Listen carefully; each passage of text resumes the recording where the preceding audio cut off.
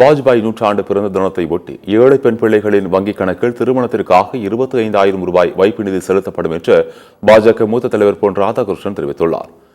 பாஜகவின் மாநில மைய குழு கூட்டம் சென்னை தியாகராய நகரில் உள்ள கட்சி தலைமை அலுவலகமான கமலாலயத்தில் நடைபெற்றது. இக்கூட்டத்தில் பங்கேற்ற பின்னர் அக்கட்சியின் மூத்த தலைவர் பொன் ராதாகிருஷ்ணன் செய்தியாளர்களை சந்தித்தார்.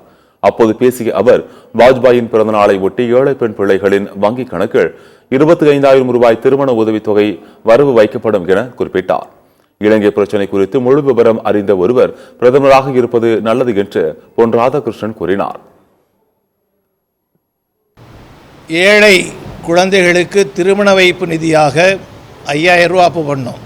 இன்னைக்கு 25,000 ரூபாய் ஒரு ஏழை பெண்ணின் பெயரில் வைப்பு நிதி வைத்து அதை அவருடைய திருமணத்திற்கும் படிப்புக்கும் பயன்படக்கூடிய வகையில் பயன்படுத்த வேண்டும் என்கின்ற ஒரு முடிவை எடுத்திருக்கின்றோம்.